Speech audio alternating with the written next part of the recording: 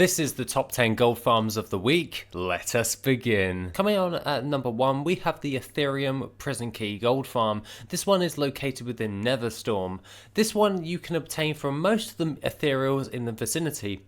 More predominantly, what you're going to be wanting to do is farming up the Ethereum jailers, as they have the highest percentage rate for this prison key at a 92% drop chance.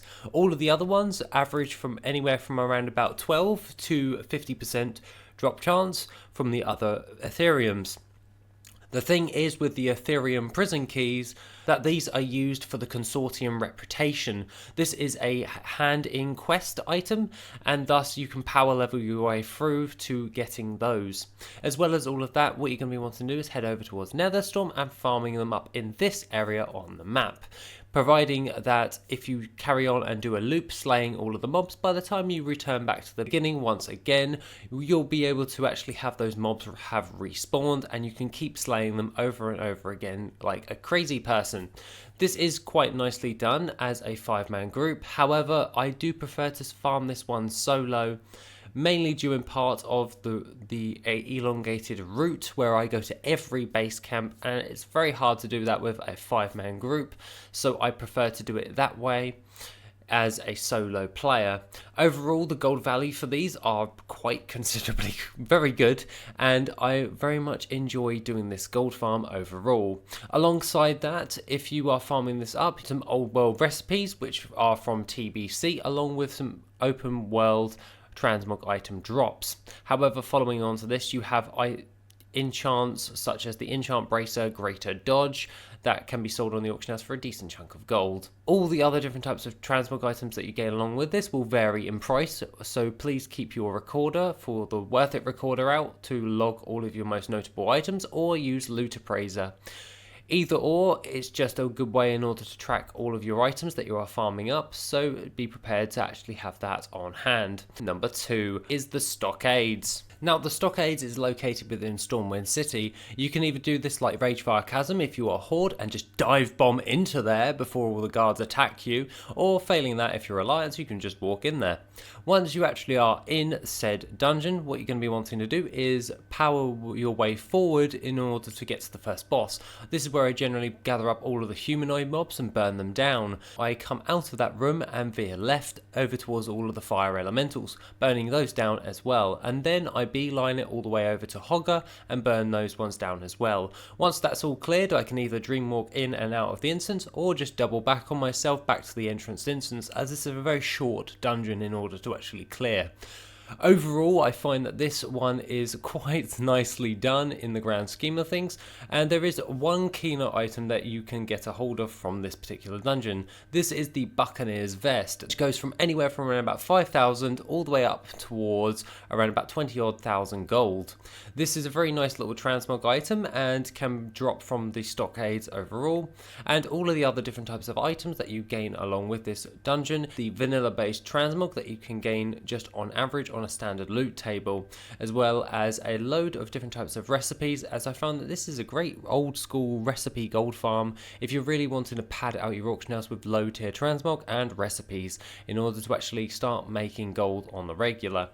Overall, this one is mainly for padding out the auction house. It's nothing for like some super rare item or anything. It's generally for padding and just getting yourself started with transmog. It's a very nice, easy little gold farm. It's much like Ragefire Chasm in the sense of the Buccaneer's Vest is basically the Alliance version of the ceremonial loincloth for Ragefire Chasm, and as such this is an item of note. Coming in at number 3, we have the Sprite Data Egg, or the Sprite Data Hatchling to be more precise. This battle pet is a zone-wide drop from the zone of Feralus. What you're going to be wanting to do is you can either farm up pretty much anywhere. I have covered back in a while ago around about the Emerald Whelpling battle pet over near the exit of the Dreamwalk ability where you can just go straight to Feralus. However, if you want to go over there, you are more than welcome to farm up those two battle pets at the exact same time. However, for me, I like to mesh this with a Transmog gold farm and just go all the way over towards the Gnolls and the Grim Totems within Feralus, which is located on this area on the map. What you're going to be wanting to do is just go around to all the different base camps, burning down all of the Grim Totems and also all of the Gnolls that are in that vicinity. They have a decent loot table for old world transmog, as well as a load of old world recipes that can actually drop from that. As well as all of that, with the 0.04% chance of getting a hold of a Sprite Data Hatchling, the variety in all the different types of mobs that are in that area goes as follows rather well, especially as once you take out all of the base camps, they will have respawned. This makes it so you're always constantly farming up these mobs, and this can be easily done in a 5-man group. Doing this in a 5-man group greatly increases your chances of getting a hold of this battle pet, and I tend to find this one to be a very decent one overall, especially when it comes towards farming this one specifically. If you are doing this in trying to get this as fast as possible, it's best done in a group. If you're doing this solo, then you can do that, but you're mainly going for padding out your auction house with all the old world transmog and recipes that you gain along with this. Overall, I tend to generally lean more towards the Emerald Whelpling Gold Farm as I go for 2 battle pets instead of 1 while farming this up, and overall I found this to be a very reliable way as well. Other than that, let's move on to number 4, is the old Scarlet Armory within Tisful Glades.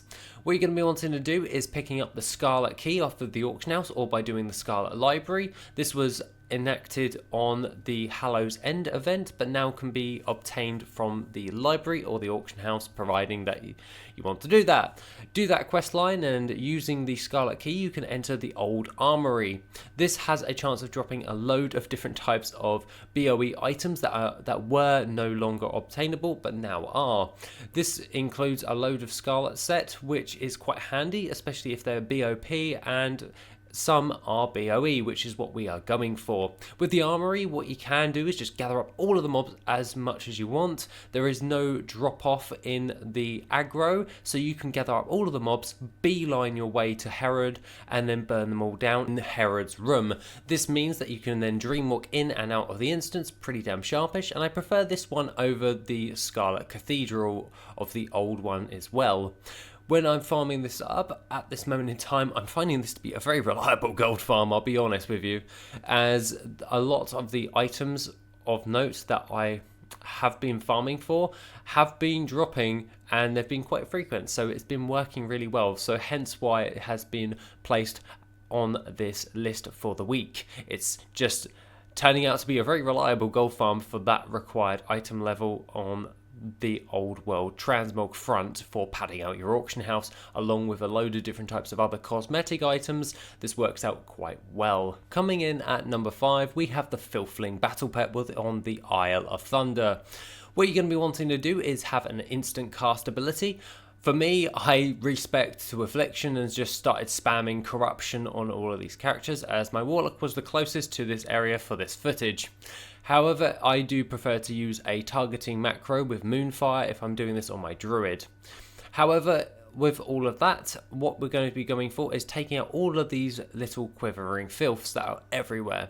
What you're going to be wanting to do here is just by burning them down as fast as possible. They have an instant respawn timer on them, as the more you slay, the more that spawn, and that means you have a higher chance in order to get a hold of the battle pet, the Filthling Battle Pet. Generally averaging from anywhere from around about 5,000 to 15,000 gold for one battle pet, depending if it's level 1 or 25, which you can take advantage of with Squirt Day or Super Squirt Day respectively. It will drop as the half-empty food container at a 0.5% drop chance. Be prepared that it is an instant respawn gold farm. If you're doing this in a 5-man group, you can definitely get a hold of quite a few of these in an hour's worth of farming.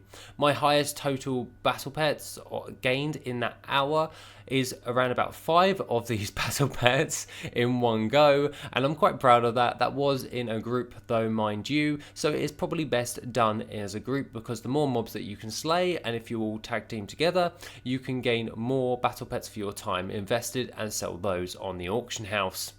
Other than that, if you're farming this solo, this can be done. However, I would definitely use a hive-based AoE ability like Arcane Blast, or a instant cast ability using a target macro for the Quivering Filth. Overall, this has been a reliable gold farm ever since WoD for me personally, and it is something I keep going back to each and every time, and like to have at least a couple of filthlings on the auction house to bring in regular gold. This is on to a very reliable gold farm at number 6, which is the Garnoire. The Garnoire I'm going to make really simple. What you're going to be able to do, Frostfire Ridge, where it's in WoD. What you're going to be doing here is going over towards 𝐆𝐀𝐿𝐄, and she has a 100% chance of dropping the Garnoire. This one goes from anywhere from about 300 to 1000 gold for that mount, and that mount sells incredibly fast, and it's a really easy gold farm in order to do.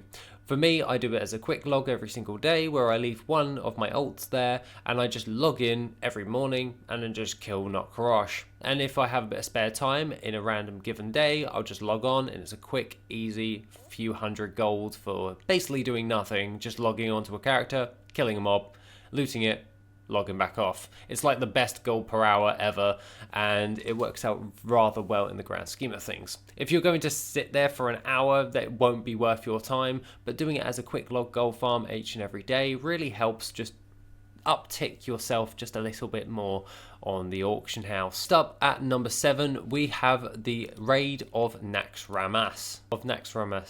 Nexramas. Oh my god, I can't say Nexramas. Damn. That being said, when it comes towards Nexramas, what you're going to be wanting to do here is you're going to be wanting to, i.e. pick up the frozen runes, as they tend to go for a decent chunk of gold on the auction house, as well as the icy web spider silk, which can be sold on the auction house for a decent chunk of gold, a load of WoD, a load of Wrath of the Lich King based transmog, as well as, if they aren't worth anything, you can DE them for Infinite Dust, which does fetch a decent price on the auction house.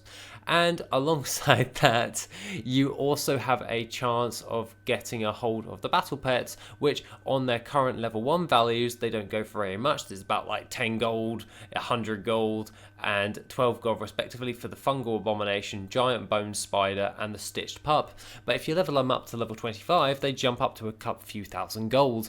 By utilizing your Squirt Day and Super Squirt Day respectively, you can definitely increase the value for that, and it's a very nice profit margin increase overall for doing that. Generally speaking, Nexramas is great if you're trying to get a hold of load of old world materials from Wrath of the Lich King, along with those frozen runes that got recently added for the Nexramas gear. Providing this makes it a very viable gold farm just for the frozen runes as a standalone, but all the other different types of materials and battle pets really does add up into quite a nice little reliable gold farm that doesn't take you all that long in order to fully clear. Why it has made it on this list for this week. Coming in at number 8 is something I've talked about quite a lot, and is probably something I'm going to have to put a pin in for recently, but this is the Sealed Tome of the Lost Legion. The Sealed Tome of the Lost Legion can be farmed up as a Warlock specific gold farm on the Isle of Thunder. What you're going to be wanting to do is run around the entire map slaying all of the rare elites. Here you have a chance of getting a hold of the Sealed Tome of the Lost Legion, which gives a cosmetic appearance towards your Warlock's green fire. This comes in at a 2% drop chance from any of the rares on the Isle, and you also have a chance from the Haywire construct for actually having the battle pet Micro Century battle pet to go along with that, which actually sells for a little bit more gold for your time if you level up to level 25 as well. But alongside that, this is just a easy gold farm I do each and every day. It's on my daily routine, and it takes me roughly around about 7 minutes to do an entire lap. I do it as a quick log gold farm, and I just quickly log on, do an entire loop, see if I get it, log back off for the day. It's pretty that simple, and it's always repeatedly giving me reliable gold, hence why I've been doing it ever since, and it just works.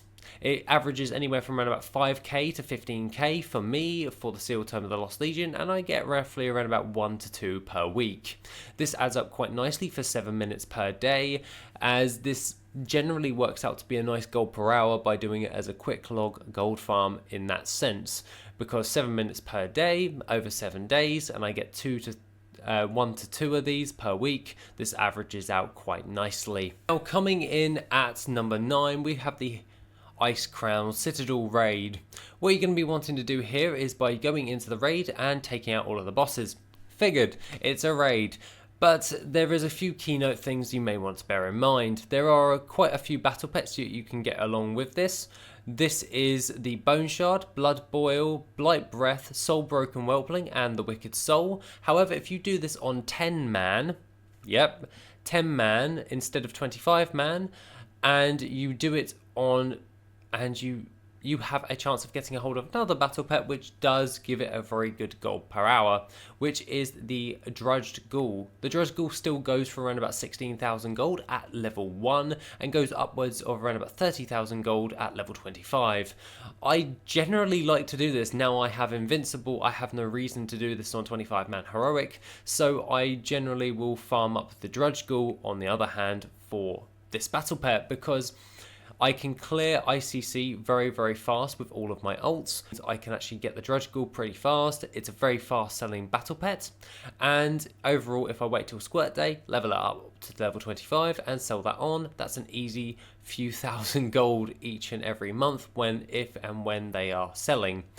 Overall, I found this one to be quite reliable, and hence why it is on this list at number 9. Now, coming in at last on our list is another battle pet gold farm.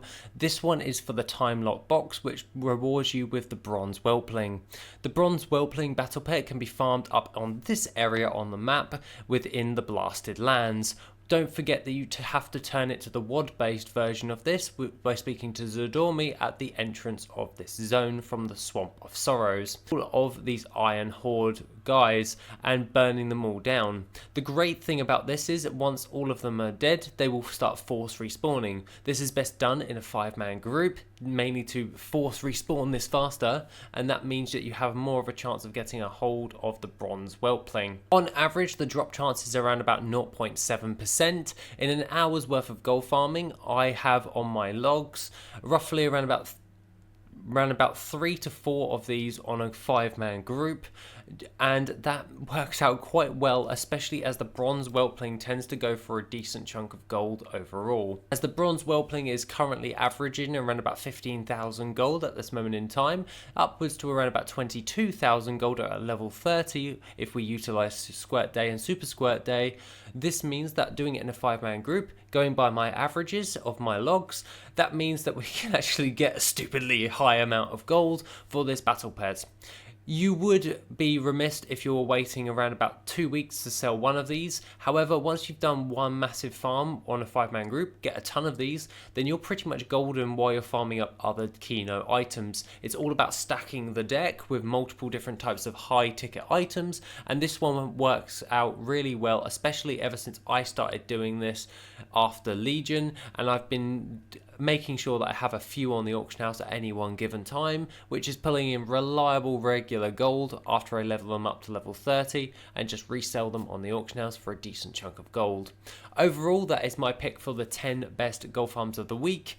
If you want any other additional types of gold making resources or Patreon content, then please feel free to go over towards the Patreon, where you can also get access to my TSM profile. Other than that, have an awesome rest of the day, and I shall see you in the next video, which will be soon.